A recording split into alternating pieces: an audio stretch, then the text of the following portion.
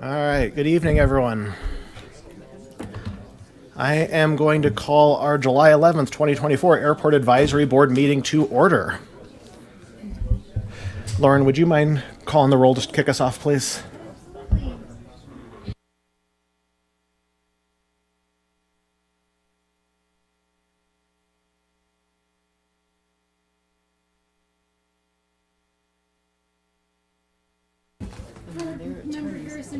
Here. Hey guys, we are getting started. If everyone can kind of quiet the conversations for now. Thank you. Sorry, Lauren. Yeah. Quiet, please. Thank you. Board member Melinda Jordan. Here. Board member Steve Schiff. Here. Board member Dan Meester. Here. Board member Richard Malcolm Dean. Here. Board member Tala Salamatian. Here. Board member Matthew Menza.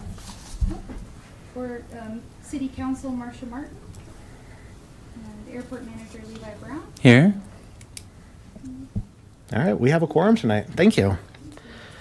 First item on our agenda, as always, is our public invited to be heard. There was not a sign-up sheet tonight, so this is going to be open for whoever would like to in whatever order you would like to. There's time for everyone, so don't push and shove. Our rules for public invited to be heard are 5 minutes of speaking time. Address your comments to the board. Please try to be respectful. But who would like to kick us off? Mr. Grunsfeld. Oh, and please start with name and address for your comments. John Grunsfeld. I operate Endless Frontier Associates, 229 Airport Road on the Vance Brand Longmont Airport. And first of all, I want to thank you all for your service on the Airport Advisory Board and say that I'm very proud that my business is located in Longmont. I specifically brought it here because of the Vance Brand Airport. And I am an astronaut. We actually have two astronauts tonight. You'll hear from another who located Longmont. Because Vance Brand is a dear colleague of ours. On June 26th, I happened to attend the Longmont Planning and Zoning Commission because I saw a small sign on Rogers Road about a development called Modern West 2. It was Modern West 2 Amendment. I thought, oh, I've never heard of this. So I went to the meeting, and what was abundantly clear to me is that it's a very meritorious project. It's a mixed-use, high-density, low-cost housing, retail, office space, but was also 2,000 feet from the end of runway 29 on the extended center line. And as a person who operates a turboprop airplane for my business, I thought, that's probably not a good idea. And as they presented the presentation, it was also clear that this would be kind of a disaster for the city, the airport, the Modern West development, our regional infrastructure. The property in question is across Airport Road on the extended center line of the runway. Over the course of history, numerous airplanes have landed in the area that Modern West is planning to develop. So from a safety perspective, it's a bad idea. Other local airports have had similar experiences. Most recently, in the last year, Erie Airport has had two airports land in a specific greenway that was designed to be on the extended center line to accommodate the FAA's request, even though they considered that development an incompatible land use. Why the land is not being protected by the city or being the Planning and Zoning Commission is I think, a mystery, given that the FAA has directed the city to reevaluate this. Building the Modern West development in that location is simply not safe, and it's in fact crazy.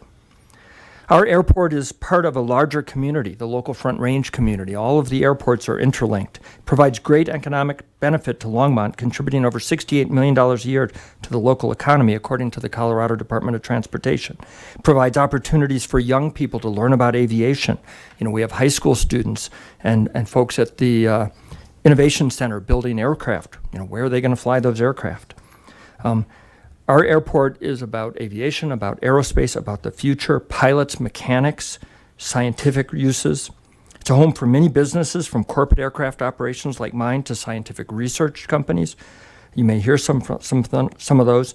The job of the city council and the job of the city is to protect and foster this critical resource. The FAA is our nation's steward for aviation. At the Planning Commission meeting, there were very disparaging comments about the FAA. And folks said, well, we're not going to let the FAA bully us into, not being able to use our land the way we want. I've worked with them for many years, including my time at NASA headquarters, where I was in charge of the entire NASA science portfolio and our nation's largest civil air force.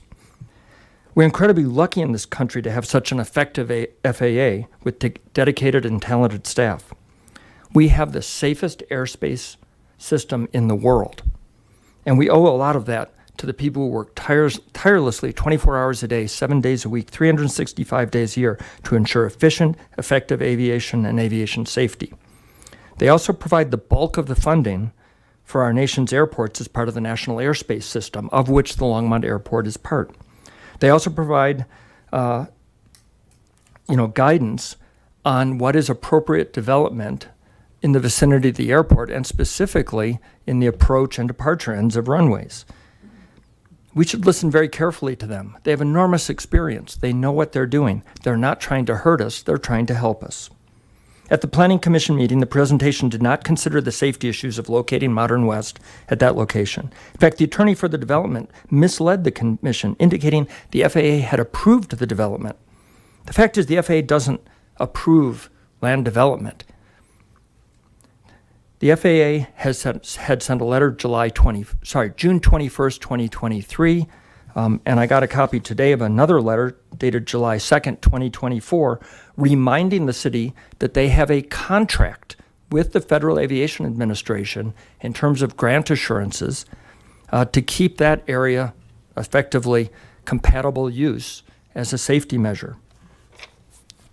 Mr. Grunsfeld, I Yes. hate to cut you off, but you're at 5 minutes. All right, I will talk later. Thank I you. appreciate the comments, though. Who else would like to speak?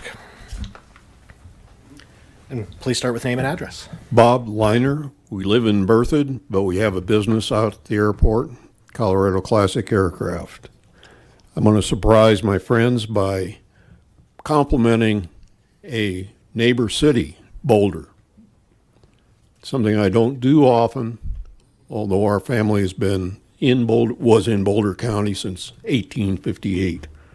Boulder had incorporated airport influence area and navigation easements.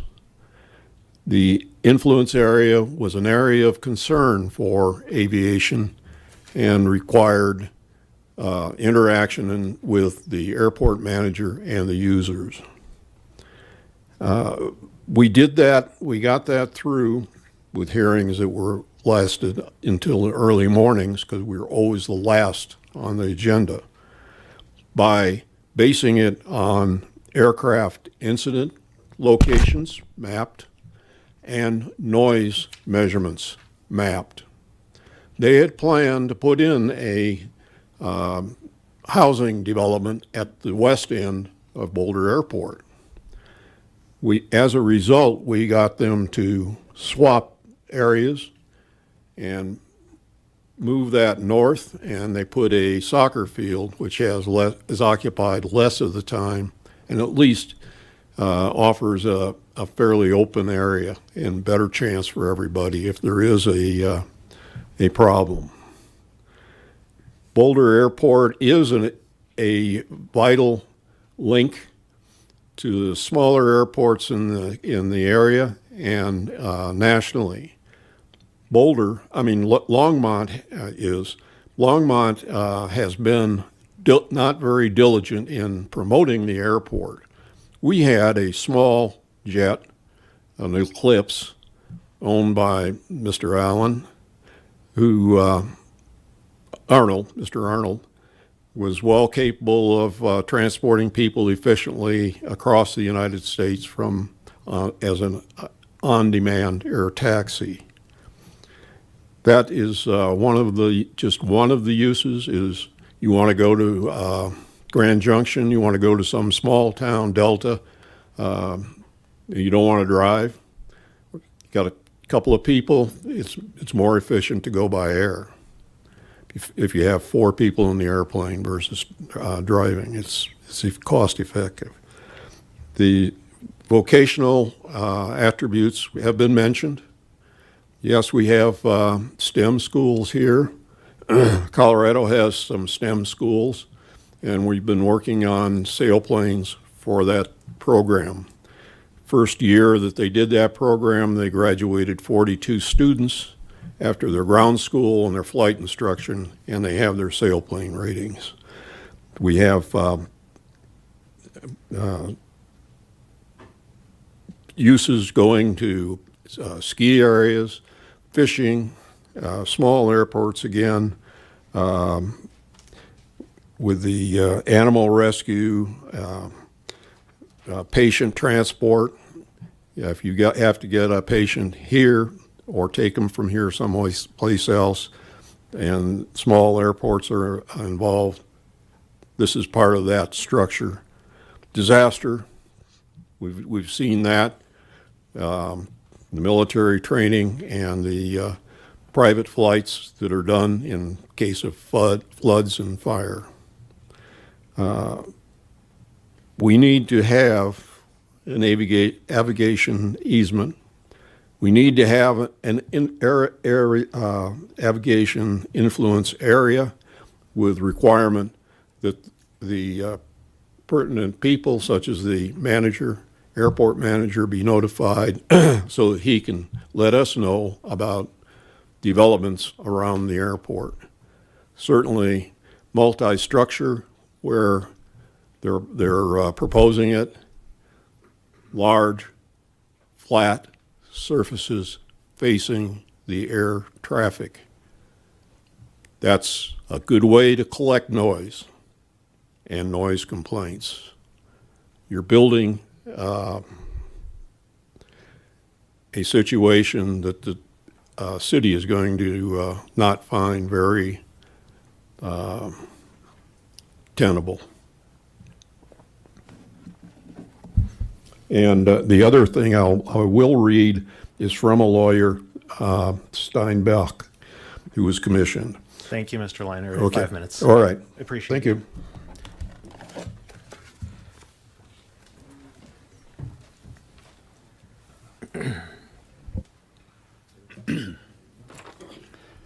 Good evening, board members. J.D. Gleit, 1632 Sherman Way, Longmont. I've got 48 years as a commercial pilot. I trained and continue as a general aviation pilot. I'm here to address the threat to the operation, funding, and reputation of the Vance Brand Airport brought on by the proposed Modern West 2 development. This proposal includes four-story residential housing in proximity and in line with the runway at Vance Brand. I would have been in front of you earlier, but the city only notified property owners within 1,000 feet, which did not include those of us at the airport. The planning director could have expanded the notification zone to include interested parties. I request one or more of you, this is important, I request one or more of you make a motion tonight for this board to convene a special meeting to discuss and perhaps take a position for city council. The development proposal will go before this council on July 23rd. Planning and zoning has already approved it, but it now needs to go to council because they are requesting a zoning change to accommodate residential housing in the area. I would also like to know if you were made aware of and consulted about the project and had a position prior to the P&Z meeting June 26th. A different outcome may have happened at P&Z if the commissioners were given accurate information and answers to their good questions. The council members will need the same. The only so-called aviation expert was the attorney hired by Modern West, who did not know for sure if Vance Brand had a control tower. I suggest you review the recording of the P&Z meeting of June 26th on YouTube. This proposal starts about 1 hour and 27 minutes in. I also request that the July 13th council meeting be delayed to allow time for the airport community to prepare. Half the people here will likely be at the Oshkosh Convention on July 23rd. Nothing about the airport authority was mentioned at the P&Z meeting. At least one commissioner said she would like to know the airport manager's thoughts, but he was not there. Perhaps he wasn't even invited. As a result, truthful and knowledgeable, unbiased answers were not provided. The head of transportation said Levi has expressed he wasn't looking forward to the noise complaints. He also said the city counts on the grant assurances to operate the airport. The FAA has stated the development is incompatible with airport use, while the regional office did sign off on there being no hazard to navigation. As you likely know, no hazard to navigation means that aircraft flying normal departures and arrivals should clear the obstacles and there should be no interference to navigation aids. Of course, the incompatibility is due to the proximity of residential housing being built in line and a short distance of the east departure and arrival path. When aircraft have degraded performance or controllability at low altitude on departure or arrival, a clear area is needed along the extended center line. The clear areas have been used several times and saved lives here at Vance Brand. The incompatibility could force the FAA to withdraw grant insurance to the airport. The FAA partners with the city and the operators to ensure we have a viable and safe airport. The FAA rules and mandates are minimums. We must go above the minimums if we want to make sure we have a safe and viable airport. The city has already approved zoning changes and development close to and in line with the airport, which was a mistake. This includes the Modern West parcel just south of Modern West 2. Apparently, the FAA has indicated the developer and city staff have gone beyond the limit of this one. With this one, not only is safety a factor, but local anti-airport groups have been filing lawsuits around the Front Range targeting airports due to noise and pollution in the vicinity of the airport. Why would we push more development into a parcel right under the departing and arriving aircraft? While no one would like to live there, they are making this available as affordable housing.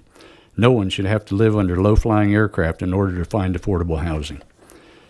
Just as I did, most of the new professional pilots are being trained at airports like Vance Brand. Let's make sure future generations can take advantage of the educational and economic benefits of a safe and vibrant airport. Thank you. Thank you. Would anyone else like to make a comment?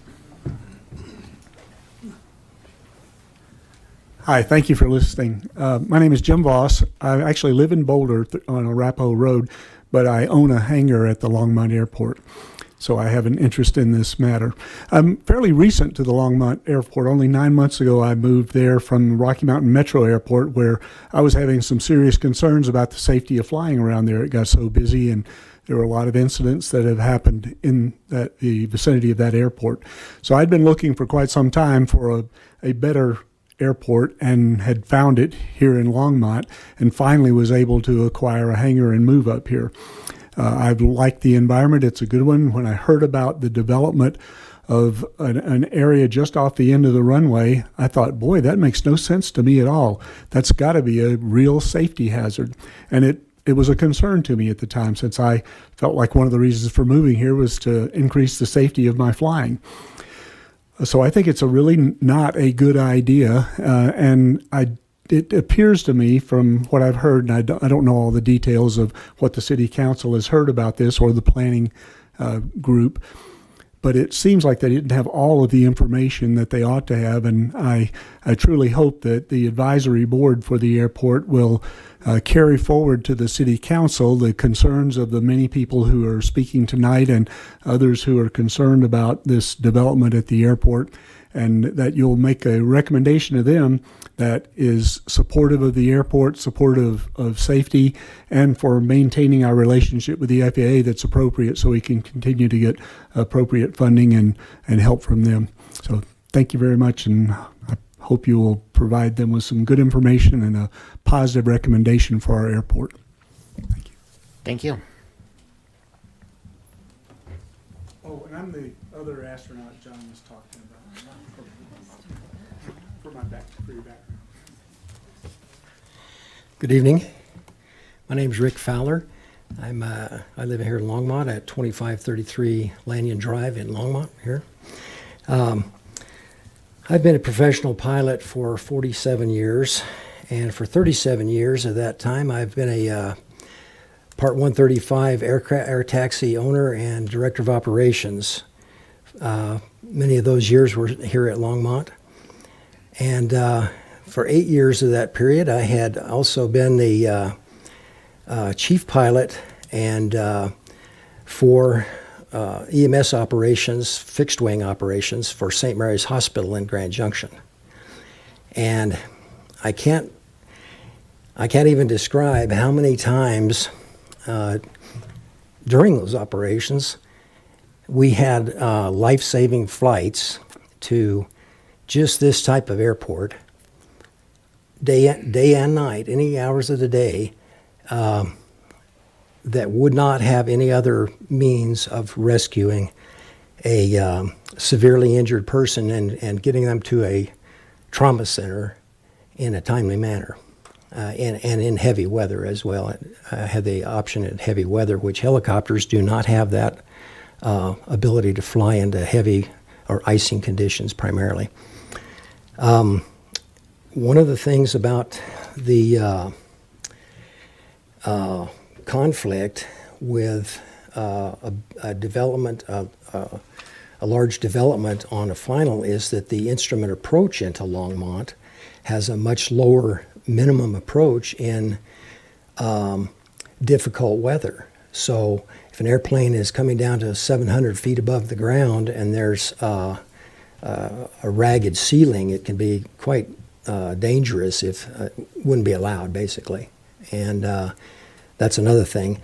Not to mention the many other attributes that this airport lends itself to the community, which we've already heard about many of those. So the other thing that was been notable in my aviation career and is that most communities that have an airport have a stronger and broader infrastructure of development, because I think it's a primary function that the airport has brought that type of versatility to a community. And it would be a shame to jeopardize any possibility of that with such a beautiful town that we live in here. Thank you. Thank you.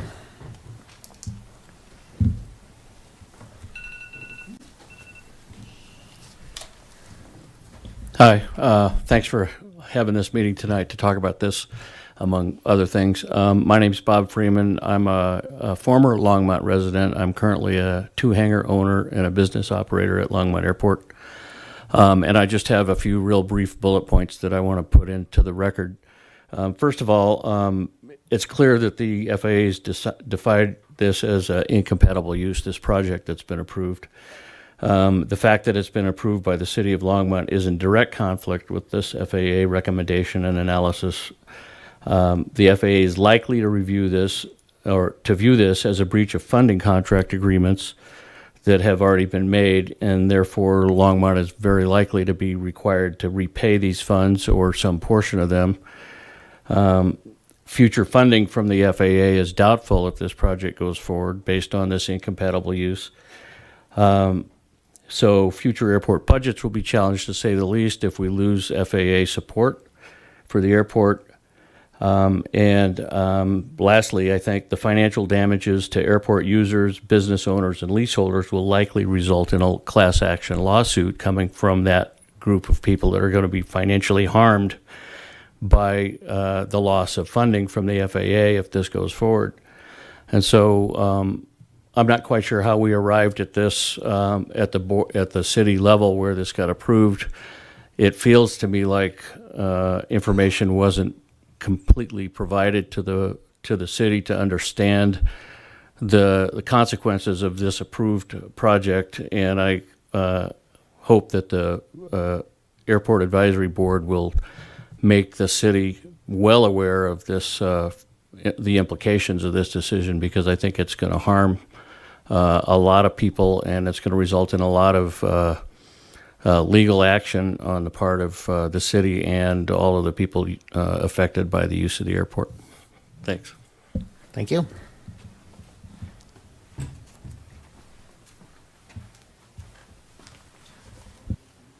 Good evening. My name is Wade Tagg. I live in Loveland at 4224 Lyric Falls Drive. I'm a corporate pilot, and I have the pleasure to be able to operate a jet out of Longmont all the time. And I've been a pilot for 30 years, a flight instructor for 20, and I still do a lot of flight training. And there's a lot of things about the development that are issues. But the thing I wanted to talk about that was most important to me was just safety of that area right off the end of the runway. I was the participant in an unfortunate ability of my airplane to not work right when I took off. And if that development would have been there when that happened to me, I wouldn't be here talking to you today. I went to the left, thankfully. If I would have gone to the right in this occasion, I would have ended up in that development. And I wouldn't have been here. And probably if there was residents in the buildings, they might not have been there either. So that one area right there is just so close to that departure into the runway. It's just a serious safety issue in my mind. That's the most important part of it to me. And I just wanted to make sure that was clear to the board and that they know that that's even what all the information about what the FAA is saying or not saying is, important, but really it's a logical safety issue for anybody that's flying out of that airport with a small airplane. When I teach people how to take off, the first things we talk about are if you have an engine failure on the ground, you get the airplane stopped as quickly as you can. If you have an engine failure right when you take off, you go straight ahead. You don't try to turn around. And if there's a residential development right there straight ahead, there's no way to know what's going to happen to all those people that are in those houses. So I just want to make sure that that gets across to the board, that it is a clear safety issue, no matter what the FAA might or might not say. So thank you very much. Thank you.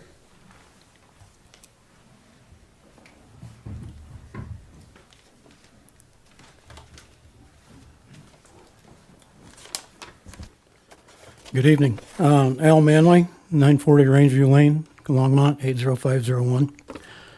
45 years ago, when I first visited Longmont, one of the first things I did was go to the airport. It was much smaller back then, and only Farms and Long's Peak was on the western horizon. Beautiful, still is a beautiful sight. I learned to fly there and have many longtime friendships that have developed at the airport.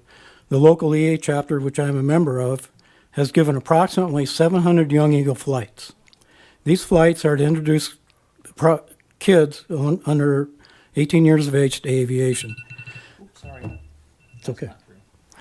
The Antique Aircraft Association has also done similar things with kids, and several have gone on to become professional pilots in the military and commercial aviation.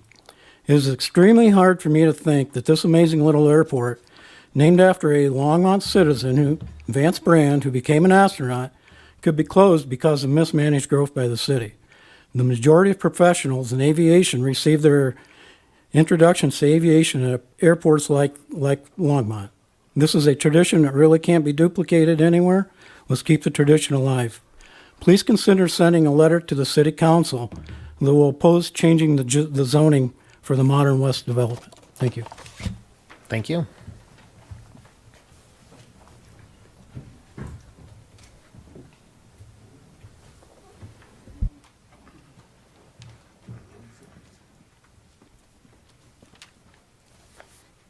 Good evening. Thank you all for being here tonight.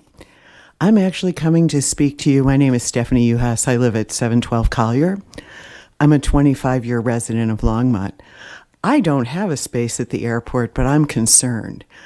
I heard about this from people at the airport just last night, and I was shocked because what I'm finding is that there is some kind of a fairly nefarious thing going on with the city right now. This is very similar to what's happening at Kanemoto Estates. They did a similar thing where suddenly they changed the zoning laws overnight to accommodate different kinds of housing. And I see a similar thing happening here that's very concerning to me. And I see this in alignment with the attempts to close the Boulder Airport. And so it feels like this is something that's happening in general in Boulder County. And I don't understand exactly what this is, but I know that some people are very into the idea of the 15-minute city agenda and a plan to develop housing that's affordable at $400,000. I really am sorry that doesn't really accommodate most people that live here. Unless you want to get everybody to come from California or somewhere else selling their $5 million estate to move here. And I guess then they won't want aircraft. Is that the idea? I'm really a little upset about this. I want to know what you're going to do about the response to fires, floods, air ambulances, all the public good uses that come from the airport. I think the city hasn't considered the income from businesses that actually outweigh the income from residential development. And so right now, I think what you're doing is you're actually making a priority for residential, supposed affordable housing that I'm sorry, I really don't see the point of. I also think it's really important that you think about when you're going to have this council meeting. Because if half the people in this room won't be able to attend because they're in Oshkosh, I think that's also some kind of a subtle plan that is covert and trying to stop them from protesting. So I hope that you'll hear all of this and take this into consideration from the voice of a private citizen. Thank you. Thank you.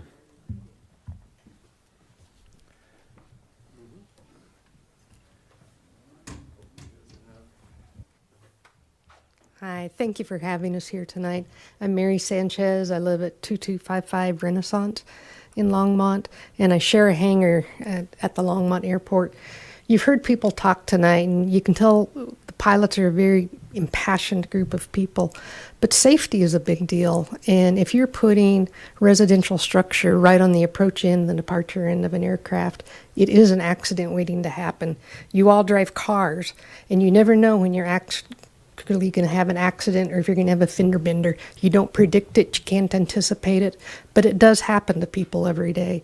And aircraft accidents, nobody plans for them, nobody predicts when they're going to happen. Everybody works really hard to maintain their aircraft, but they will happen just like it has in Erie. Appropriately, Erie actually did create the safe zone so that departing aircraft could get out safely and not impact anybody. I think one thing that is the advisory board, that you need to think about the economic engine that the airport can be for Longmont. It can be a vital part of the community. If you get more grants, do more development, there's a shortage of hangars in this area. There are a lot of people that would like to come and move to the Longmont Airport and keep their airplanes here. And so you can actually increase the tax basis if you actually can bring more residents to the hangar itself. I also am a strong advocate. I retired from NASA and I retired as a chief scientist for the Air Force Space Command. I am a strong advocate for STEM activities. Airports have created lots and lots of kids. They get the excitement, they go for their first ride. All of a sudden they want to go to school and they want to be a math major, a physics major, an engineering major. And so you can't underlook that. You can't get a metric to really measure that, but it's happened and it's true. And one thing that I would like to challenge you to is if any of you as board members are not pilots and have not flown out of Longmont, go on a flight with somebody, go and see what that approach actually looks like and see what it would happen if you can imagine a 4-story building right there. Thank you. Thank you.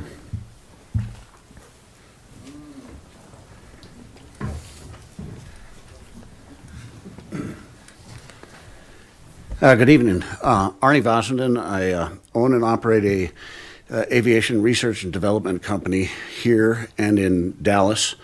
We've been on the airport in the commercial operation for at least 15 years. And what I'm seeing here, I appreciate all of the safety information and everything, but it doesn't look like the business owners at this airport are being represented at all.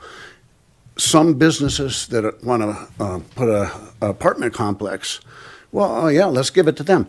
What about us who are planning for years on bringing more of our business into this community, and then all of a sudden the airport is squashed?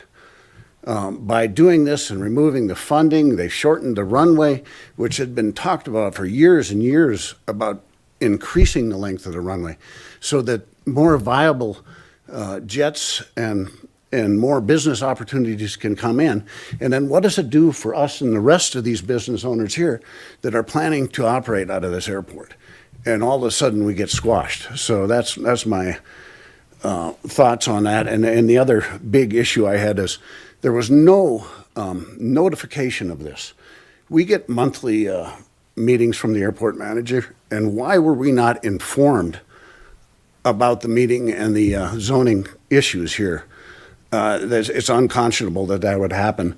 And then the follow-up meeting be changed from August to when the Oshkosh operation is going on. And I don't even see a city council member here. So, but that's all I got. Thank you. Thank you.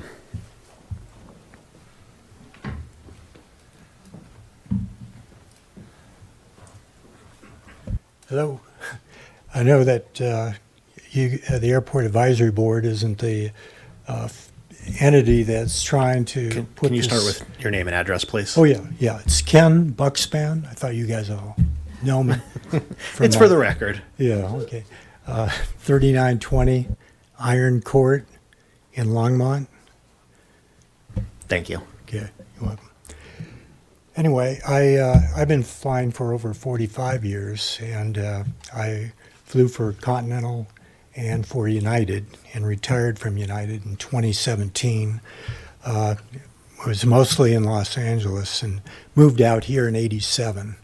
And one of the things I looked for when I moved was an airport, a small airport, GA, so that I could, fly and teach my son how to fly, and just have a good experience in the local area. And Longmont offered the best of everything. I was at Boulder, and Boulder just didn't have the opportunities to grow, and the runway was somewhat, it's almost the same length as Longmont, but the overruns are non-existent.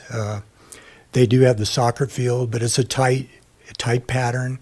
This pattern here is so safe, you can add a lot of numbers of aircraft and get more landings per minute than in any other GA area, just by the placement of the airport in and around farm areas. And what's happened is that you guys built, everybody wanted to build more houses. Fortunately, most of the developments have been laterally and not directly in front of runway 11 or runway 29. And the overruns and the patterns and the approaches are all dependent on these overruns.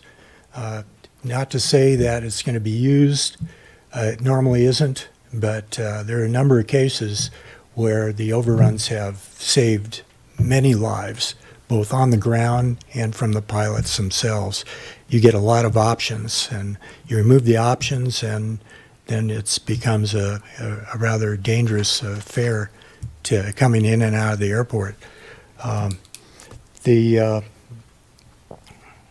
see. I did write this letter to Rick Baslier in response to the indication that they were going to put something that was against FAA regulations in the path of the of runway 29 and runway 11. I didn't understand it, so this is in regards to that. There's an alternate development opportunities on land miles from the airport suitable for Modern West site. Your selection, meaning the city, the selection is potentially dangerous incursion on arrival and departure aircraft. It is not legal on a federal level. Using a developer as a tool to close an active airport that provides essential air services is unconscionable. Your plan, obviously based on the dislike for the Vance Brand Airport, puts everyone on aircraft flight paths in imminent danger to pilots and residents. If your intentions are to close the airport, do not use your building permit office to violate federal aviation regulations. So that's all I got. Thank you. Thank you. Would anyone else like it?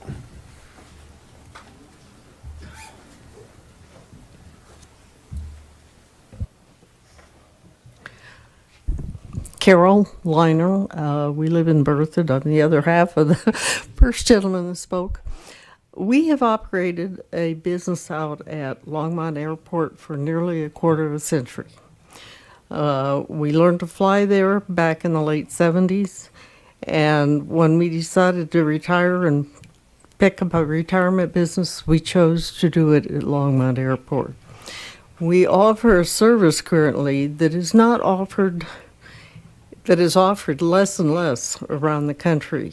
We recover old airplanes with Dacron and do the paint and everything. And there are fewer and fewer operations in this area that do that. So if you close the airport, you close another one of those operations. And the other thing is this airport, back in the 80s, we belonged to a regional EAA group. And for several years, we held a regional fly-in here. It drew people from all the states around. We had national businesses, aircraft businesses that came in, such as Aircraft Spruce, and some of the kit builders. It was a big deal.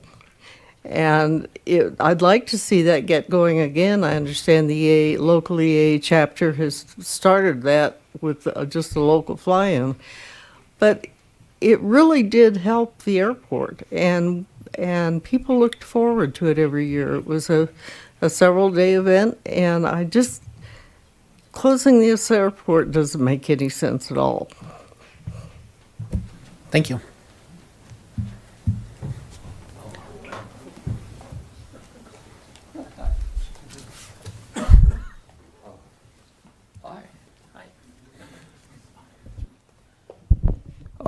Ron Krenzel, 12191 North 61st. John came by, I was hanging out in my hangar and mentioned this map he delivered. You know, I think we all understand who the enemy is, and that's the city of Longmont. I appreciate us talking about safety and runways, and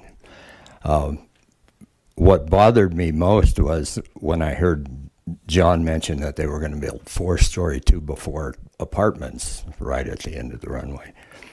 You know, if you look at it, and you all fly a little bit, every airplane that lands there is going to fly over those apartments because it's right over the RV park.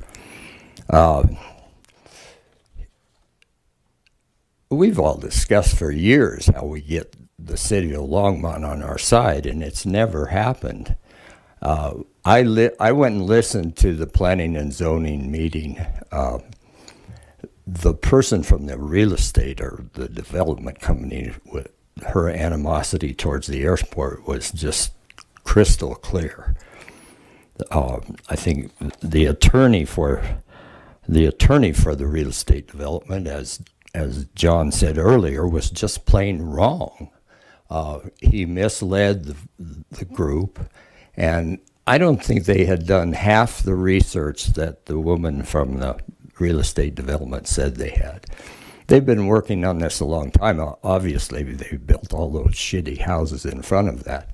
But it would be a shame to see this continue.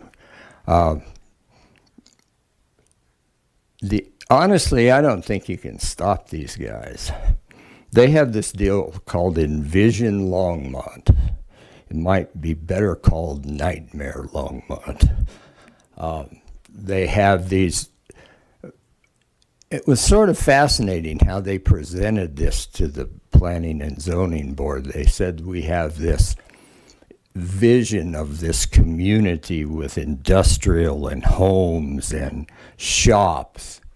Who wants to be there, really? Especially in a 50-foot 2-before apartment building. It's kind of interesting to look at the city of Longmont and Boulder in the same way, and maybe this is true across the country. Isn't it fascinating how they've built these huge, really rickety, big apartment buildings? You all know how this started when the condominium deal stopped because of lawsuits after closing. But what's going to happen to these kind of structures in Longmont, and especially one built at the end of the runway? I mean, there's no question in my mind. I miss Marsha Martin. I understand she has a family problem in New York, and I wish her the best of that. Other than that, I don't like her. But we have had this battle. She is not for the airport. You've all known that as long as you've been around. We had the Quiet Skies battle, which we sort of won because she moved away. The city of Longmont supported Quiet Skies. We don't want to forget that. There has been nothing substantial happen at the city of Longmont Airport for as long as I can remember, and that's a long time. So how we change that paradigm, I don't know. But I think it's really important that for what little influence we have, we try to exert it on this little project. Because, you know, there are the city says there are 320 airplanes at the city of Longmont. That means there's at least 300 hangars. And if you say they're worth $150,000 a piece, that's $40 million. That's far more than I think this little development is. So, what the hell? We need to do something. And it's hard to figure out what to do. I think the idea of pushing it down the road a little bit is really good. I didn't quite understand the process, you know, maybe better than I do, how far down the road this development is. If they've already built those houses in front of it, it's a long ways down the road. So changing it is going to be a battle. Thanks. Good to see you. Thank you. Right at 5 minutes. Here, leave.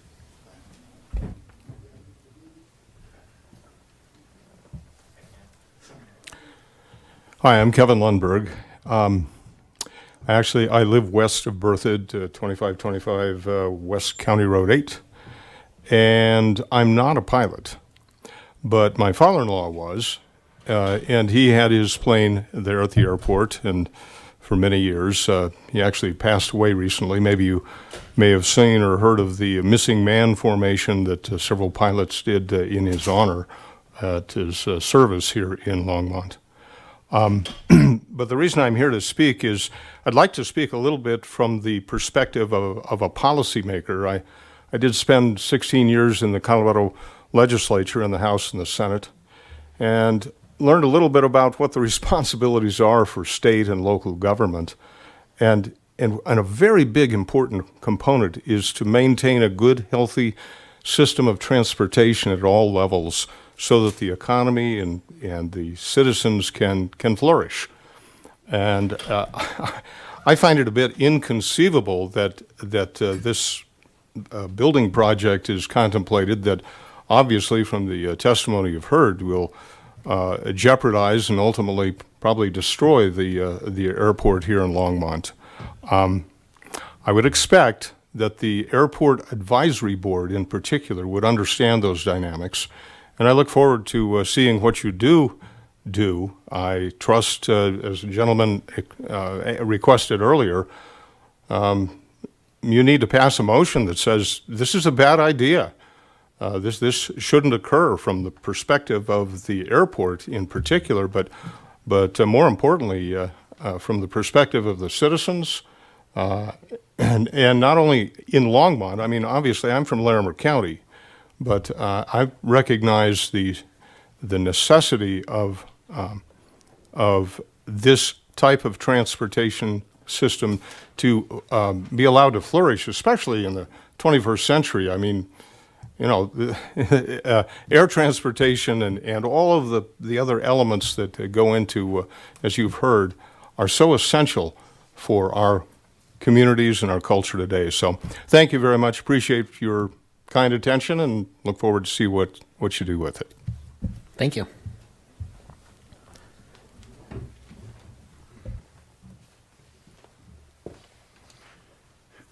Howard Morgan, Hangar 33H, former chairman of this board, and most everything has been said. I'm frustrated at the Planning Commission, without any aeronautical knowledge, in defiance of the FAA, has approved this. What they don't understand, and everybody should understand, is people landing on 29 at Longmont on the glide slope over this area would be at 200 feet. And if you have a 45-foot building, that's 150 feet. And if you don't think that would create numerous complaints if it were done, and probably down the line numerous lawsuits, which would be devastating for the airport, devastating for the community, and devastating for the taxpayers. So I hope this board will do everything they can to influence the city management to drop this project. Thanks. Thank you. I didn't see anyone else making motions to microphone, but would anyone else like to speak?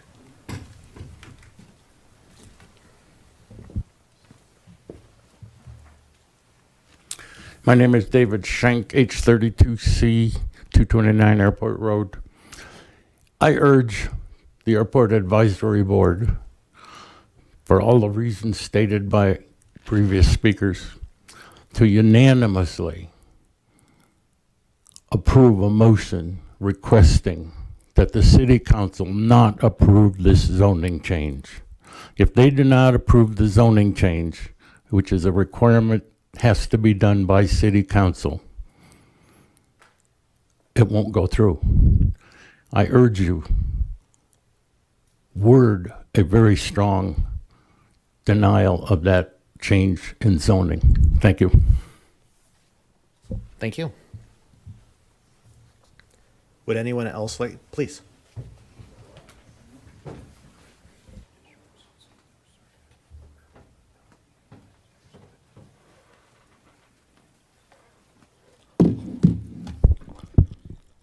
Good evening, ladies and gentlemen. My name is Andrew Gold. My family and I reside in Longmont, 1616 Naples Lane, Longmont, Colorado, 80503.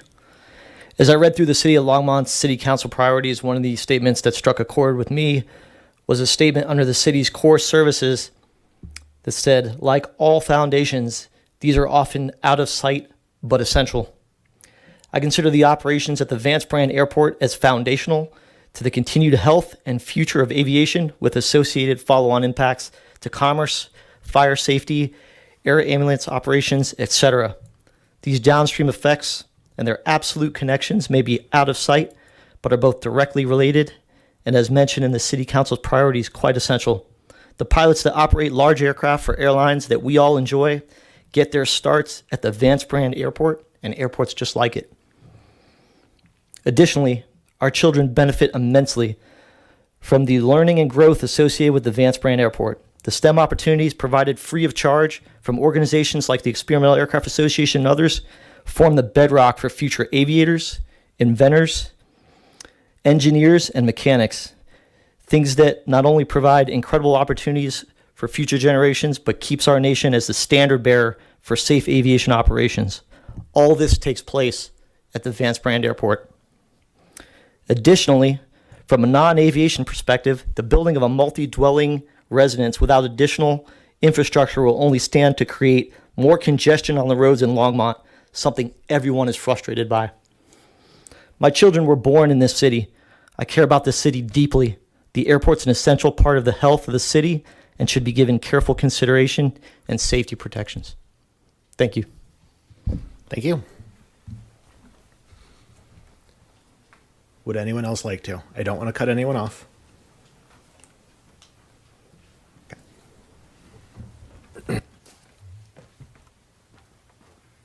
Hello, Board. I'm very glad to see you all serving in your position. My name is Roberta Vossinen. I'm the owner and operator of Renaissance Remote Sensing and GIS Services. We're a hangar owner at the Longmont Airport. We've been there for probably since 2011, I believe. We have a research and development flight testing operation and remote sensing services that we do out there. It's a great airport to interface with the science community. We have NCAR and NOAA, NASA. There's so many opportunities for, research and development. And I don't think anyone has spoken to that yet. And that's why I want to speak. It's just a great airport. It's a local airport, I started in aviation as a young person at the fence of an airport looking out and wondering if I could ever get into aviation. I really wanted to go into be an astronaut. And we have 2 of them even here. This is so cool. You have no idea how important this is to the community. I mean, this is an inspiration for the kids. It's an inspiration for the community. And the research, we do actual real research. We're on the cutting edge, really, of what aviation is about here in Longmont. I mean, it's a unique opportunity. And to have a threat like is becoming obvious is just, it's a horrifying thing, as a board, I guess you're tasked with giving advice to the city council. I would definitely urge you to say, we need more time. We need to understand this better. And with all the safety issues, obviously everyone talked about those much better. Those are certainly, something to worry about. With Boulder Airport also being threatened, we actually now took in a project that was a NASA-sponsored balloon payload that's going to be going and launching in September. And they are very worried, and that's why they came to Longmont. There's many others projects that are moving into Longmont because they're being shut out from other airports locally. There are no hangars available in the local area. Loveland, Fort Collins are building more hangars, but that's a very rare thing these days. There's a big demand. And to shut this airport down, I think it's really, even to threaten that shutdown, definitely has to be considered. So thank you for all you do, and I hope you take the words of all these people to heart. Thank you. Thank you.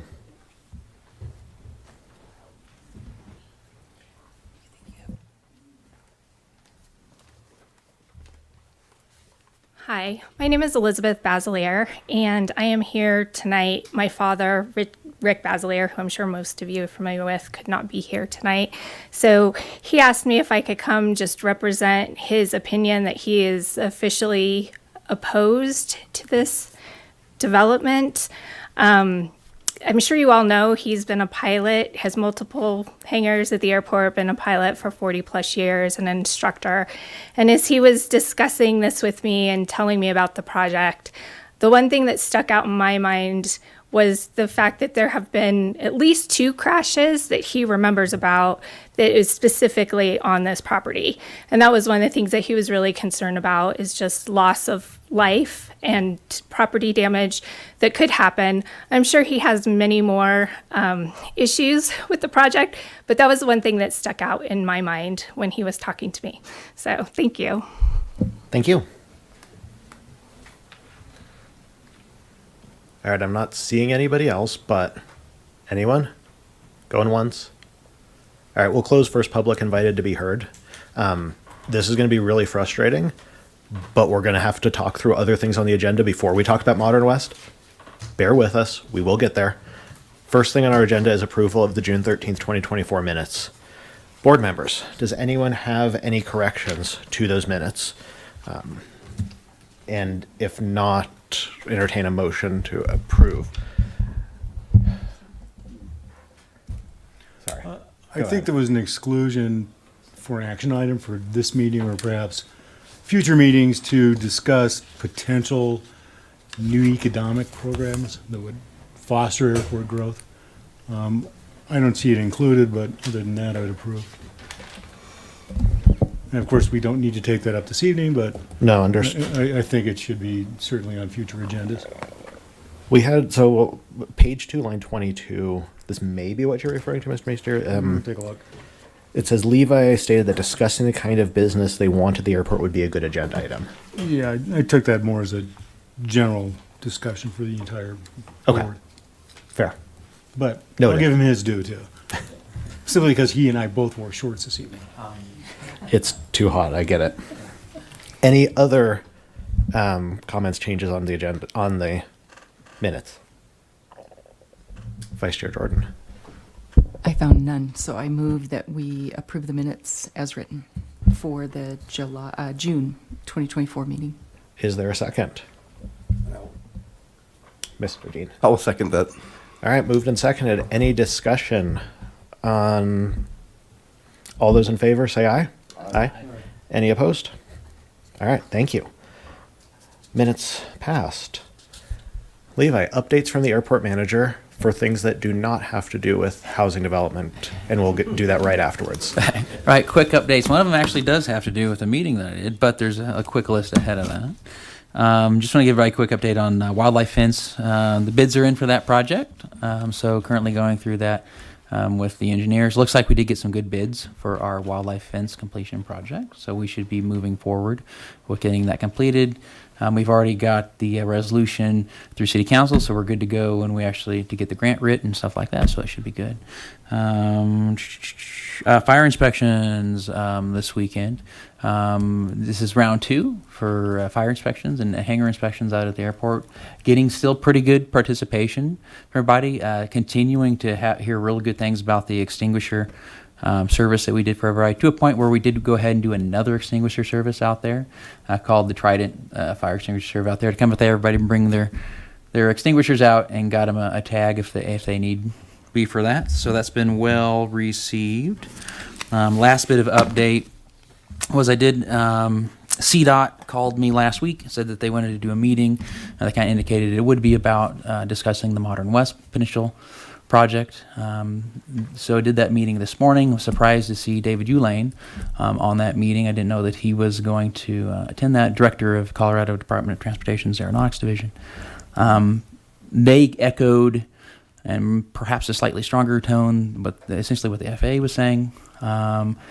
Kind of what I got out at the end of that meeting was that we'll be hearing back from them again soon. I would suspect a letter or something of that nature, but nothing necessarily that they said that was going to occur. He did mention during that meeting that they're getting a lot of pressure after House Bill 1235 to start paying attention to land use stuff around the state. So he did mention that. Apart from that, there's not a lot of other updates, other things on the airfield still going really good this summer. I'll let Melinda speak about the airport, the air show a little bit later. Apart from that's what I have for airport updates this month. Board, any questions? Mr. Salamatian. Yeah, hi Levi. Sorry I've been gone for the last couple of times, but it's nice to see you again. That's good to see you too.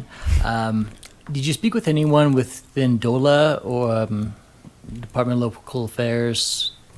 In division? DOLA, no, I have not. Yeah. So nothing from the Division of Housing or Division of Local Government? Not, the only people I've worked with there is, of course, the planning department, stuff like that. And we've been in meetings and stuff. But apart from that, no one else really, any agencies or anything. Cool, thanks. Mm-hmm. Other questions on other airport topics? Levi, last month we talked about the drainage survey, which you expected to be done last month. I'd love an update. Excellent. So just did a meeting Tuesday regarding that. They're still got a little bit of engineering hanging out there, but I did ask them. It's looking like what's going to come out of that master drainage study to recap on that really quick. In order to eventually open up more land for development on the airfield, we first need to figure out what drainage needs to be improved on that airfield so we don't surprise developers with stuff. So we commissioned a master drainage study on the south side of the airport to determine what needs to be done. It looks like what's going to be coming out of that is a suggestion for an increase in the retaining pond size on the south side of the airport. That, of course, report is not officially written yet. I did query them and said, hey, can I expect this by the end of the month? And they said, we're pretty sure we can do better than that for you. So expecting that here in another week or so. Okay, thank you. I'm watching that one closely because I want to, once we get through this immediate issue, get some funding in place to make that project happen so we can then unlock additional development. Yeah. Mr. Dean. Yeah, how you doing, Levi? Hey. Quick question as far as like the prairie dog mitigation. I know you mentioned it last month or is that all taken care of? Or are they still doing repeat, coming out repeatedly to take care of that? It's a heck of a prairie dog year this year. We essentially went from 0 population on the airfield to, oh my gosh, I probably put 300-400 flags out there. So not nearly as bad as the levels it was, when I arrived, but significant influx of migration this year. We were fortunate enough to get 2 treatments this month. Usually we've been lucky to get 1, but we got 2 treatments this month so far, so that helped a lot. That do help make things more efficient and keep us on task. I've actually started seeing reoccurring schedules to the Public Works Department and to the folks at the gentlemen who work with the animal control. So Public Works, I got a recurring calendar invite now, so they come out once a month, usually the first of the month, and flag everything. And then I got a recurring calendar event 2 days later for the animal control guys to come out and then treat. So that's been working really well over the course of the summer. It's been keeping everybody real synced up. All right, thank you. Yep. All right, anyone else for Levi right now? Okay, so move on from updates for airport manager. Rather than decide information or action item, I'm just going to start talking about Modern West development because that seems to fit in here. Board members, I'm going to start if that's okay, but would really appreciate all of you to chime in here and have a discussion. I know we all saw Steve Shook leave a few minutes ago. He had let me know ahead of time that he had to leave. It was nothing anybody said. I have heard his feedback loud and clear as well. We'll make sure his viewpoint's represented. And same with Mr. Menza, who is unfortunately not here. He and I exchanged emails last week, so I know his perspective very well. I just want to start and thank you guys for being here. I counted 17 speakers at our public invited to be heard. It's possible I missed somebody in there. I've been chair for 5 years. I don't think we've ever had more than 4 in one of those sessions. And so I'm really glad that you are all here and making that known. Particularly, I counted 17 speakers, 2 astronauts, 2 non-pilots at least, who identified yourself as that. And I like that we're going to be able to, several of you made a recommendation that we write a letter to council. My guess is the board's going to agree to do that tonight. That we get to then point to your comments and the volume of those comments in that letter as indicative to council, the feelings that people have. I'm not going to repeat most of what people said tonight. I think it's been well stated and well documented. I had a chance last week to sit with Dr. Grunsfeld, Mr. Grunsfeld? Dr. Grunsfeld. I called you Mr. earlier. I apologize. For about an hour, and we talked through things, and I appreciate him going to the planning and zoning meeting as well.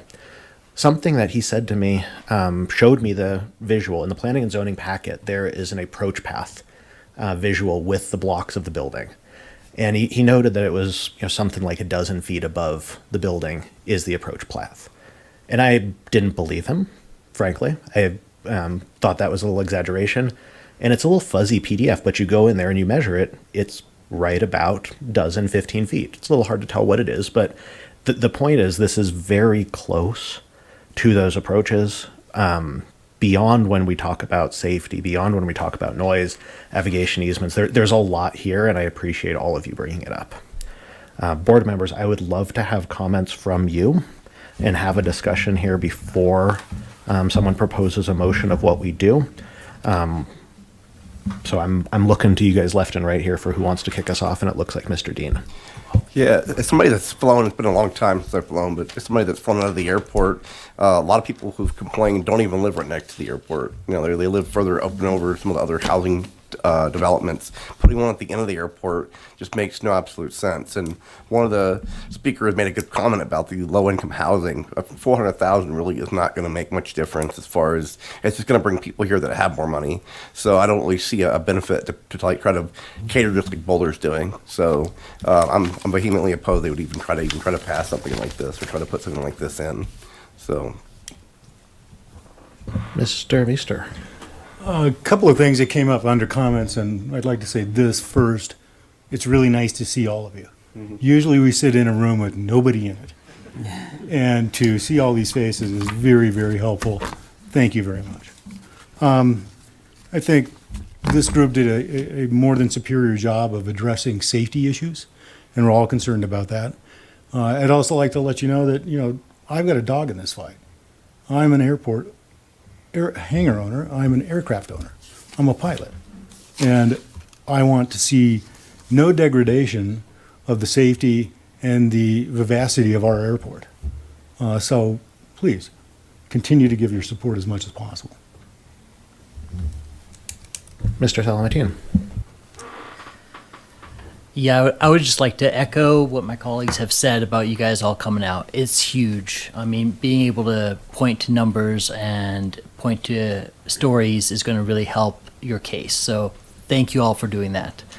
Additionally, I am involved with politics and government, so I know some people at the Department of Local Affairs that I will speak to and see what we can do in terms of action from other government agencies that may help prevent this type of development from happening. I know that Division of Housing funds a lot of these types of developments, and I think that if they were to know what you guys have all shared with us today, that they would not fund that. So thank you all for coming out. Vice Chair Jordan. Echoing that, I count over 40 people here, and we had 20 speakers, and we'll still have another opportunity for you to speak.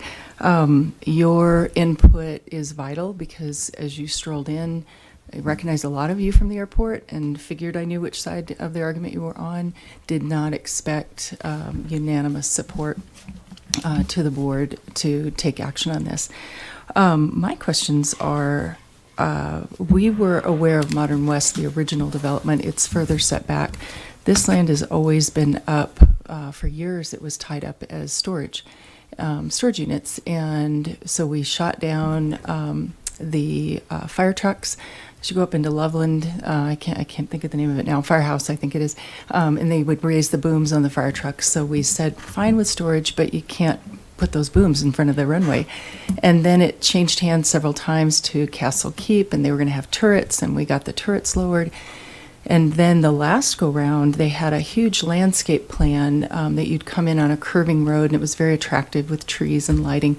And we were able to recommend low lighting that would be below wingspan, and then all the landscape and shrubbery set off, and a straight path in. So it just really ran down the center line of the runway and continued it. And that was the most viable option. It made a lot of sense, and we expected it to go through, and then it died someplace along the way. So we've been down this road I've been on the board since January of 2016, and we've been down this path so many times. And then with the runway extension, that was happening when I joined the board. So there's a lot of history of what people want to do with that space around the airport, and this is the closest that we've come to a completely incompatible use. And the potential for lost lives, I've also heard the stories about planes that have ended up out in the field having to land in a straight out. So my question is, how many homes, I don't know if I've heard how many homes are proposed in that development. The recommendation I saw that we looked at a couple of months ago said no medical facilities, no daycare, no offices, no high capacity potential for anything in that area, and that it could be dwellings. And with the dwellings past it going east, if they were to bleed out into that area and provide landscape opportunities straight out, it made some sense. It was at least palatable, and it seemed like some kind of a compromise. But now we're looking at a totally different development. They specifically said no daycares, medical, and now I've seen all that included. So my question is, how many homes were we talking about? How many citizens are we going to displace by fighting to keep the runway? And I doubt it's even close to the number of residents on the airport, hangar owners, aircraft owners, businesses. And so I think it's a David and Goliath when we look at it that way. And then the safety perspective is obviously the reason why we want that space. We're not just trying to do a land grab. An extension isn't going to go that direction. It's going to go the other. So our motives are pure in that it really does boil down to safety at the end of it. Noise after that, there's all this discussion about the lead being spewed all over down at Metro, and of course we'd be just putting housing right under all that. So it doesn't make any sense with the complaints. And so then it leads us to that logical conclusion that they'd like to close the airport. The FAA's got way too much money in this airport, and we got way too much happening on it. So again, really grateful for your turnout. We invite you to come continue to speak at the next opening and help us formulate the argument that is really sound, really broad, and really well backed so that we can take this back to council. Thanks, Melinda. I was trying to find the number of units in here, so someone may have to correct us a little bit later. Okay. I'm looking at the planning and zoning one. Board is obviously concerned about this. Board, I assume, would like to make a recommendation that we suggest to council that they do not approve this. The asks that I wrote down from public comment, there was an ask that we have a special meeting to discuss this. There was an ask that we write a letter to council. There was an ask that we delay the discussion at council. My personal opinion, and board can weigh in, this is not just me, that special meeting is, we're doing a pretty good job discussing it tonight. The rest of it, I would agree that we recommend to do to council and write a letter to them to that effect. Mr. Salamatian. Yeah, I move that Chair, aka you, draft something so that we can get that to council sooner rather than later. Maybe even tonight if you're able. Mr. Dean? I'd like to second that. All right, so motion and second on the floor. May I ask, Mr. Salamatian, that perhaps your motion is more specific, that you are asking you're recommending that the chair writes a letter on behalf of the Airport Advisory Board suggesting that council should not approve this development and referencing the reasons that were spoken about in the meeting. Exactly. Mr. Dean, would you second that motion? Second that one, yeah. All right, thank you. Any discussion of that? I would hate to be tasked. Well, so that is a question I have for the board. I am more than happy to draft this letter. I am more than happy to incorporate the comments that I've heard tonight. I have written comments from Dr. Grunsfeld that reflected more or less what he said, so I can quote from that directly. I did take notes from everyone else as well. Melinda did. Given that, unless we have a special meeting, and I would like to get this to council faster than we could hold a special meeting, I would like one other board member to work with me on that letter. I'm happy to draft it and then have someone incorporate feedback. Because if two of us are working on it together, it's not a public meeting and we can run with what we heard tonight. I just want someone else's eyes on it. I'd be happy to. Mr. Dean, you'd be, all right. Can we circulate that throughout the board before it's submitted? Yes. So what I would suggest here, and this does not impact the motion that's on the floor. I will happily draft a letter and coordinate with Mr. Dean on edits ahead of time. I will then send a copy to each board member individually. You are welcome to provide me with any comments you have on that. I can't have a group discussion is a meeting. Fair enough. And I'm really not trying to circumvent and do this in the dark. And I recognize that that's kind of what this sounds like, which is why I'm saying this in a very open place. But I don't want to wait a couple of weeks to have a special meeting, and I want this to council sooner. Yep. So if we have the motion, my commit would be to draft it this weekend. Okay. And then early next week, it's to all of you. Middle of next week, no later, it's in front of council.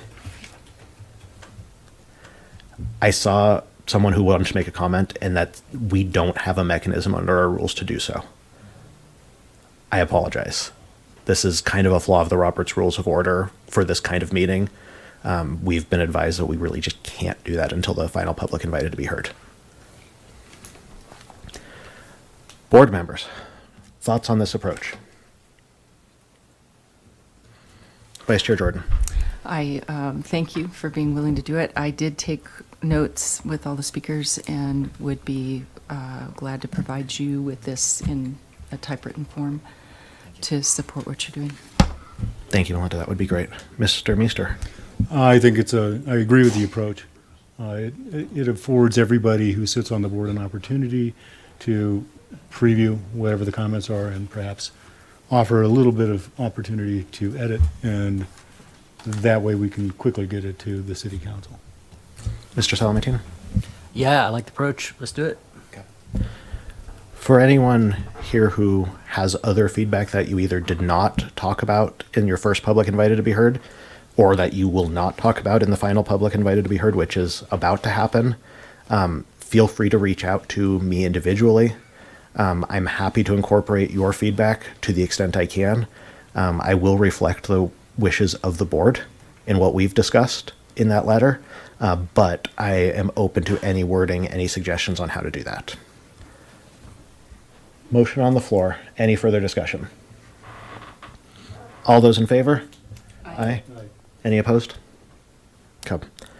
There's one other part of this that I'd like to talk about, and that's a little bit of the notification and timeline, which I'm separating out from us making a recommendation, because we're making the recommendation anyway.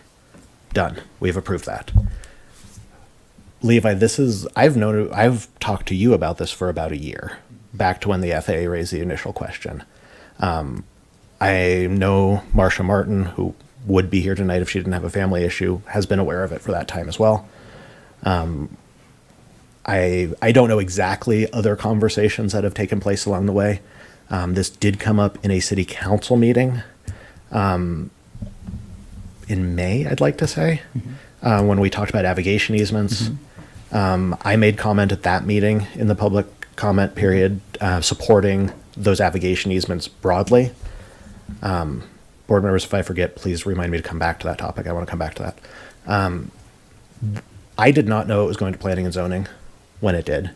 I now know it's going to the council on the 23rd and again on August 13th is my understanding.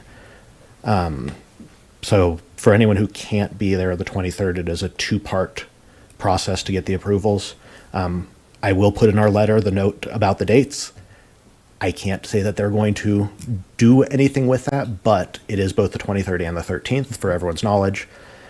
Levi, what else I guess on a timeline perspective, what else should we have known? How can we be better equipped to know what's going to planning and zoning in advance so we can have that voice? I appreciate Dr. Grunsfeld being there and making comments, but I think, to his point and to the point others have made watching the meeting, there wasn't a great kind of expert opinion from the airport there. And that's something that, even I didn't know about until the signs went up. And part of that's on me. I just make sure I'm reaching out a little bit more often to the planning department to make sure that things are going on. I didn't really receive any notification specifically that was going to occur, apart from those signs going up. And unfortunately, that meeting occurred when I was out of town also, so that didn't help a great deal either for being able to be there to answer questions and stuff like that. I think ultimately it just, it comes down to just having to dig through the record. And usually when the committee, puts out their list every, month on what they're going to be talking about in the planning and stuff like that, I usually scan that. I look for stuff that's around the airport. And unfortunately, I was out of town this time that happened. Yeah, I mean, I kind of hate that it is on all of us to then scan those. This is a 396-page planning and zoning packet to understand the impact. I'm glad we've known about this, whether we knew the timeline or not, so we at least could move quickly. But I'm not super impressed with overall this process on notification. I'd like some way that within that airport influence zone, I think you have some sort of an official touch point on development, or you should, in the permitting process, which I believe is where this all started over a year ago. And over the course of the last year and a half, it's been about a year and a half now that this has been brought to my attention. There are then the kind of the instigating idea was that the planning department actually reached out for comment, and I put in my comments regarding that. So there was an official mechanism there. there was kind of, it looks a little bit of a lack in official mechanism on, apart from the general email blasts of reaching back out to when exactly it was going to go in front of planning. Thanks. I mentioned navigation easements. I'd love to hear board members' opinions on if, as part of our recommendation to council, we recommend that they do approve the easements that have been put in front of them. We've obviously discussed them in various meetings. We did not have a meeting in advance of it going to council to discuss it in more detail, but I'd love an official recommendation on that too for them. And Vice Chair Jordan, I'll let you start off. I'd like to officially recommend that we include the navigation easements are triggered and enforced, which that's a bigger discussion about how that's going to happen. But, and again, that's just the space, not the ground. We understand that. The development that's being built right now, we haven't been told if they're going to need to sign. There's already people living there. Did they sign anything? They're right under the flight path as well. To my understanding, from meetings I've been on with the planning folks prior, that they are intending to have them sign navigation easements, and we actually do have some decent navigation easements written up, and we're currently working on getting those put straight even into city, requirements. They plan on doing it. We're also working on making it also a requirement that they do it, but they do intend on having them sign navigation easements. But they've already bought. Those people are already living there in the development that's I'm there. sorry. I thought we were talking about the Modern the West. Well, hopefully that's not going to happen. Yeah. But so for the people that are just on that extended, in the original Modern West that's being built right now, they're already living there. And it's a little, you're coming in a little bit before that, but you're flying right over them on departure for sure. And so that's one that we would request enforcement of notification of navigation easements for the residents, renters, owners. Yeah, I would. Daycare center operators. And then are we going to ask for the delay in the discussion as part of the letter? That was my intent to ask for the delay wasn't sure in if that I needed letter. a different motion for that. No, that was what I understood from comments, and that the board would support that. My personal opinion is I'm not optimistic they're going to listen on that part, and frankly, I'm going to stress a lot more that they just should not approve the development, period, regardless of the timeline. But yes, that ask will be in there. Mr. Meester. Just to refresh my memory, if I understand correctly, the navigation easements are also applicable to lessees and not just property. And when gosh, it's been now a couple years since we went through the whole ordeal with lawyers and stuff like that, writing up some good navigation easements. That was expressed, heavily. It's like, yes, when we do those, when, say apartments go in or something like that, it'll be a requirement of the owner of those apartments to, as individual renters come in, to make sure that they are also notified. That confirms my understanding. Yeah. Thanks, Yeah. Leo. What went to council in May that they discussed but didn't vote on, whether yes or no, they just tabled it, was the updates to I believe municipal code that's about the navigation easements. Yeah, The that template that would includes be that. used for the renters. And it also included kind of a no development, no residential, no incompatible use zone that impacts the area of this development that we've been talking about tonight. Okay, very good. Yeah. Yeah, so what happened to the paddle?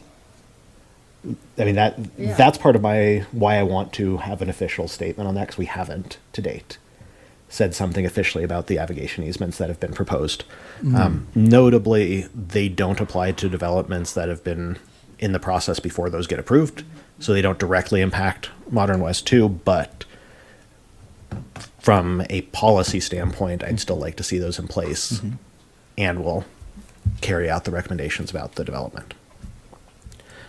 Board members, anything else on that kind of topic right now? Okay. Anyone else have information or action items? Do you want to air show? Yeah. Let's do it in comments. Okay. I'm going to then open our final public invited to be heard.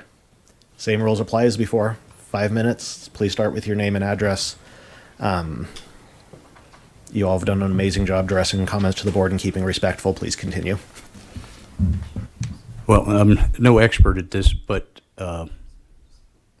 I think it's been said, the requirement for delaying this is you need some time to gather some experts to answer the questions. And I know the council members are going to have questions on this. And I think the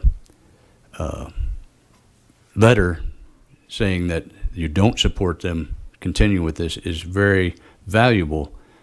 But as has been said,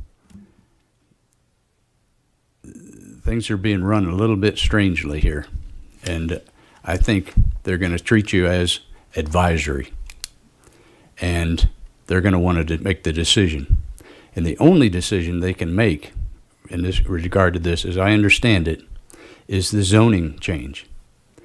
This is their request. They need a zoning change to allow residential. It'll be a secondary use, only 50%, but they haven't made detailed plans of this development.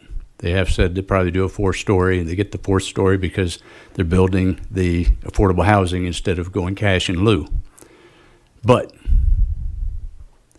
this comes down to a zoning change, and that's what the council is going to be asked to do.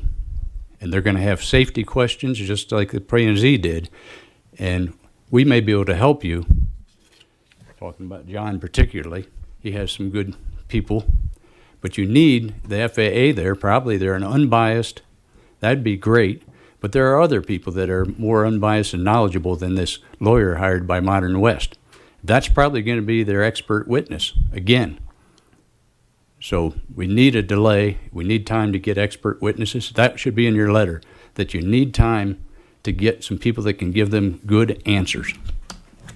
Thank you. Thank you. Oh, I'm sorry. I didn't catch. Can you name and address? I didn't hear that. J.D. Gleitz, 1632 Sherman Way. Thank you.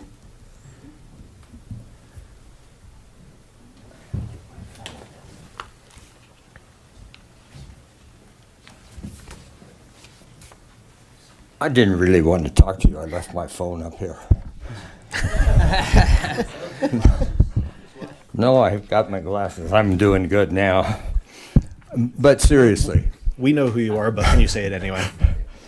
Ron Krenzel. But seriously, we've been at this a long, long time, many of us. We've been beat up by the city ad nauseum. They've pounded on us.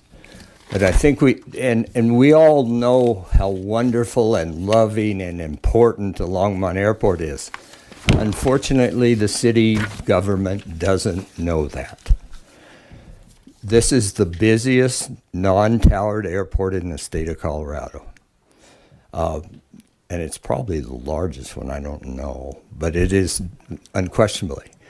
It is also the least funded airport in the state of Colorado over history, over time. So I think it's important to understand the enemy. And this has been going on for a year. That Levi had no idea that this was coming up is a little tragic. That no one that the city thought about coming to the airport and asking their opinion is a little tragic. So when you write your letter, just don't like them. Thank you. Dr. Grunsfeld. All right, John Grunsfeld, Building 11, 229 Airport Road, where my business is located. And with indulgence, I'd like to finish my comments, but I want to ask first a question. How many of you would be able to make a city council meeting on July 23rd? So it looks like only about half, which is great. If it stays on the 23rd, please attend.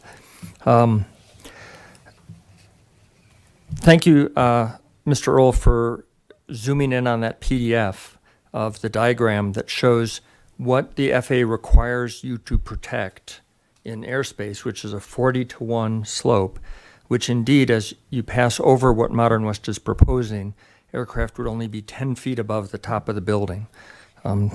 That doesn't make any sense, and it doesn't seem reasonable for any development. My forecast, and I hope I'm wrong, but if the Modern West development is given approval to proceed, this is what I predict will be the result. The FAA will stop airport funding as a result of the grant assurance violation, which is a contract with the city that includes the sustaining funding and pending grant applications. As an enterprise zone, the airport will be forced to cease operations, i.e. airport closure. The FAA at their discretion might sue the city for repayment of 20 years of past grants. I'm not sure if that's correct, but approximately due to the violation. We, the users of the airport, will sue individually and collectively for violating lease agreements, damages for property value, and loss of business use. Once residents move in, if the airport is still operating, they will sue the city for approving the development so close to the airport. The developers will probably be long gone and won't be eligible to be sued. And so everybody loses. There just is no win from this development. Nobody wins. It would in fact be a disaster for the city of Longmont with crippling lawsuits, financial liability beyond what the city could reasonably bear. And all we have to do is look to Jefferson County and the ongoing litigation there. And that airport generates about $5 billion a year to the local economy. Future Longmont residents will condemn city leaders. In fact, I'm from Chicago originally. Longmont was founded by a group of businessmen from Chicago. And if the airport closes, they'd be rolling over in their graves thinking, you know, what has become of this beautiful town that we envisioned as being welcoming to all kinds of activities. But the other thing is, closing the airport is a retrospective view. The prospective view for aviation is incredibly bright. First of all, we're on the cusp of fully sustainable aviation fuel for turbines and electric aviation and unleaded fuel. And basically with electric aviation, silent flight. So the noise complaints go away. But there's also urban air mobility, which is basically things like the Joby or Archer or Velocicopter, which are Uber Air. And these are electric vehicles that will take off vertically and could fly us from the Longmont Airport to Denver at a gate in about 10 minutes for the cost of what the tolls are on I-470. And if the airport closes, we would be locked out of that. Now, people think that they're going to land in their driveway, but the FAA has already laid out a roadmap that all of this urban air mobility, which is, you know, we're right on the cusp. Those aircraft are going to be certified this year for service next year. They're going to use the existing airspace, FAA national airspace, which means airports like Longmont, heliports. We don't have a heliport in Longmont. Vertiports, which are a new creation just for these aircraft. Future generations of youth will miss out, as you've heard, on being able to participate in aviation and aerospace programs. Even now at the Tech Center, students are building aircraft and learning about aerospace engineering. Where will they fly if the airport closes? Not Longmont. In the strongest terms, I recommend that the AAB provide the City Council with guidance that we should respect the protected area at the ends of the runways and disapprove the Modern West development at that location. Possible suggestions for Council to resolve this would be advise Modern West that they could work with the city and the FAA to develop a project at that site that is compatible with airport use. Modern West can also take their meritorious plan, and I mean that seriously, for mixed-use development and implement at another location that is not at the end of the runway. On my way here tonight, I passed 3 lots that have for sale signs that are comparable area that are not at the end of the runway. They made the claim at the meeting, this is the only land available on all of Longmont, by the way. The city could also extend an offer to trade land. Dr. Grunsfeld, Yep. I hate to cut you off All right. again. Yep. But I'm going to. Yep. Thank All you. right. Thanks, and you have my comments. Would anyone else like to speak? Going once again, going twice? All right. Sold at the last moment.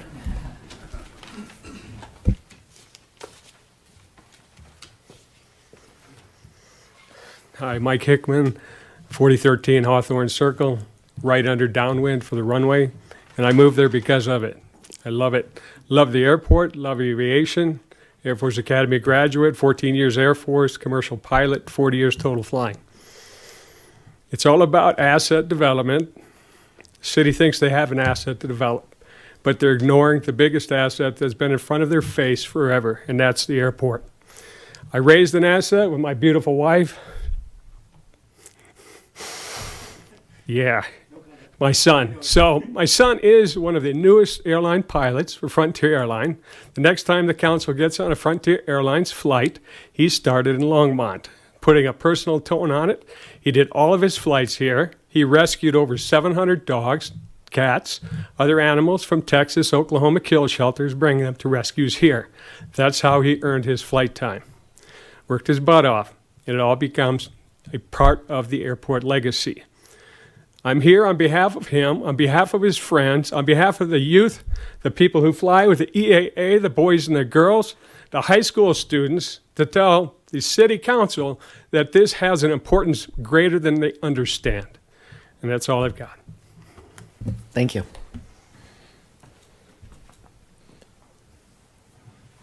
Anyone else? All right. I will go ahead and close our final public invited to be heard, and we're on board, council, staff comments, board members, as always. Anyone want to chime in here? All right, well, I'm going to say something.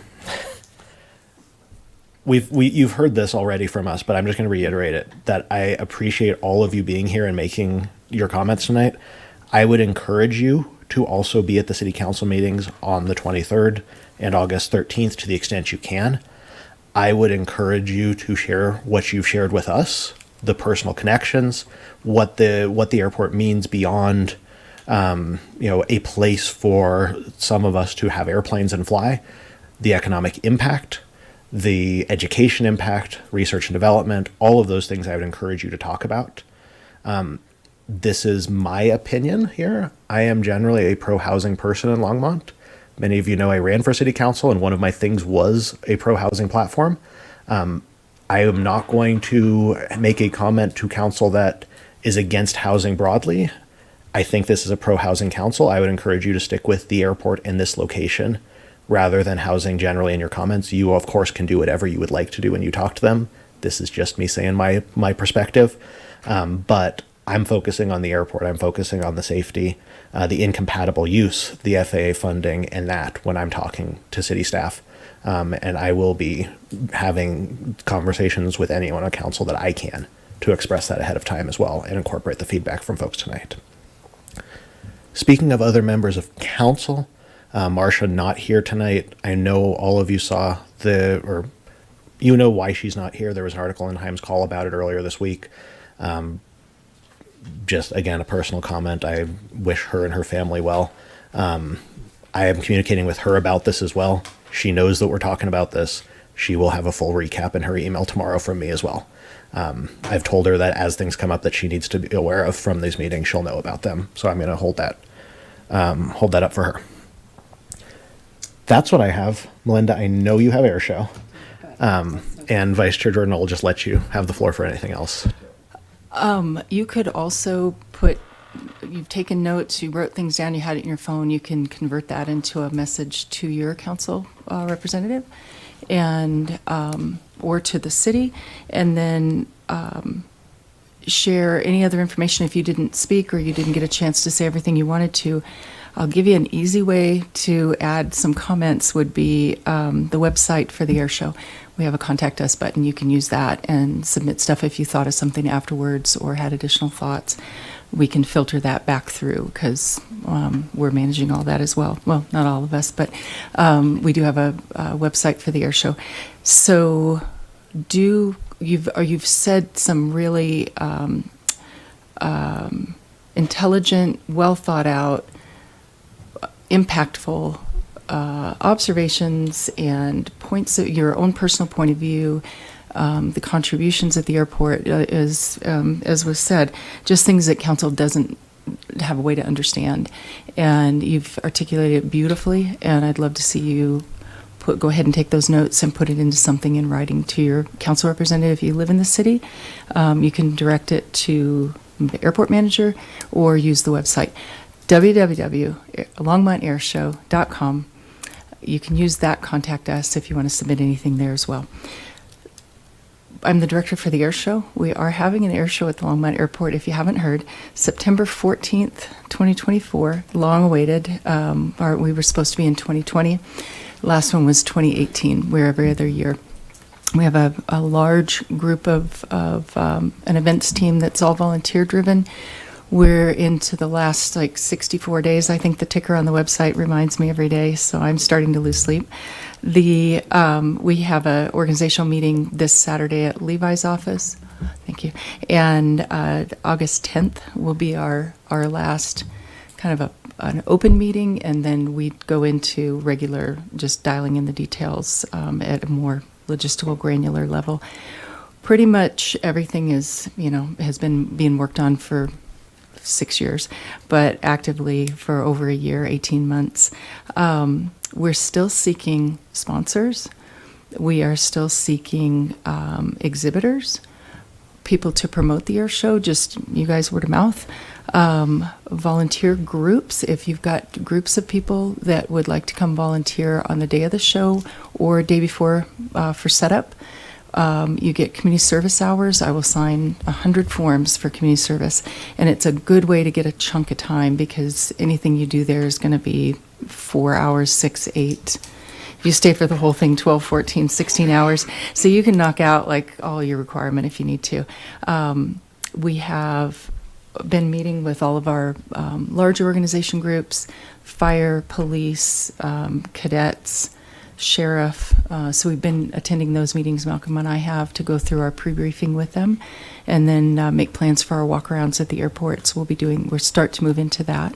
Levi was able to get us a lot of additional parking on the west side of Airport Road, which was the goal for safety, that we don't have people crossing the road. So if you do drive in or you know anybody driving in, encourage them to go to the west of Airport Road because we're going to have additional parking over there. That's one of our biggest issues is the parking, of course. And we aim to make that as seamless as we can so that it's a pleasant experience.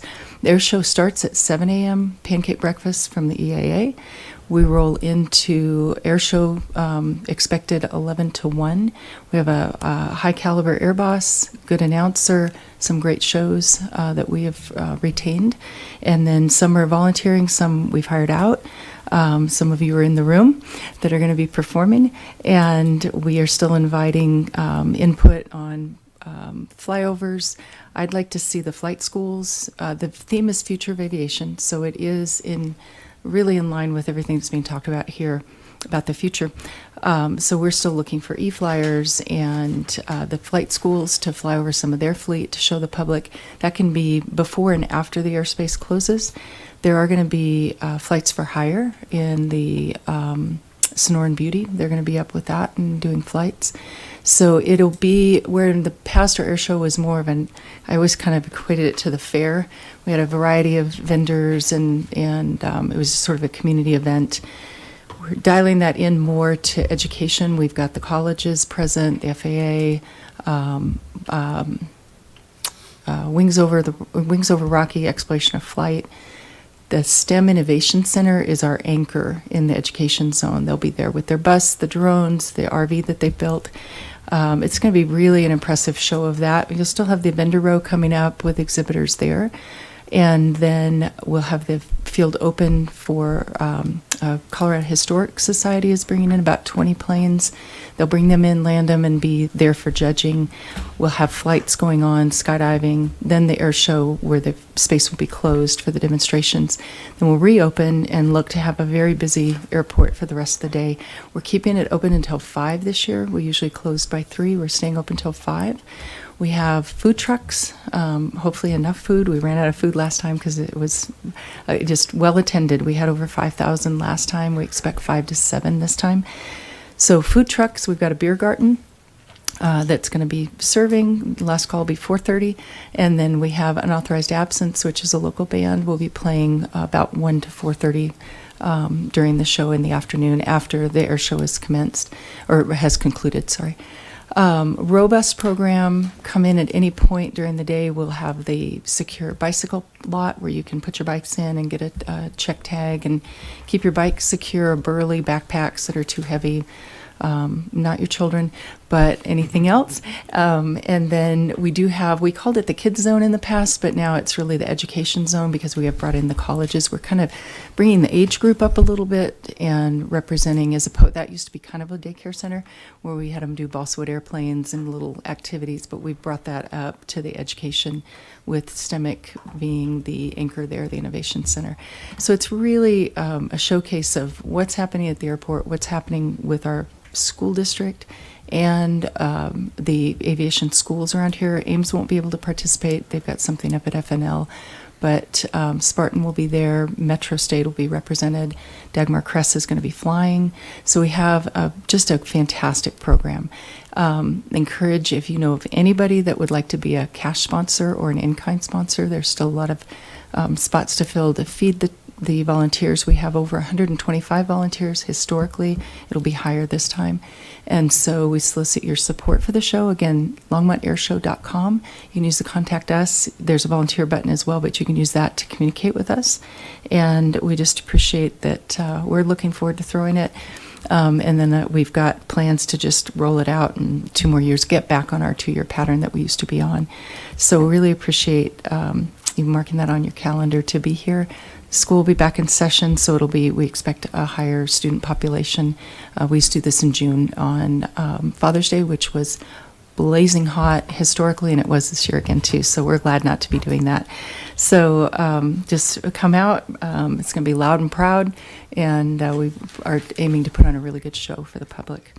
And thank you for any support you can send our way. We're still got shortfall in our budget for the things we have to spend money on, so appreciate it. Thanks. Thank you, Melinda. Thank you for all the work on that. I'll also just note that's, both you and I have talked to the Times Call and other folks about this, and we have stressed, that this is a way for the community to come see the airport and experience it and see those things directly that many of you have talked about tonight. So, we view this as a really positive thing for Longmont to have that experience with the airport where you otherwise are looking through the fence, but you're not kind of there having that same experience. So really glad that we'll have that showcase as well. Levi, staff comments? Are you good? I think we're good. We talked about a whole lot of stuff tonight. We did. All right. Board members, thank you. Levi, thank you. Everyone, thank you for being here. Thank you for the comments. I'm going to go ahead and adjourn the meeting for the evening. Have a good night.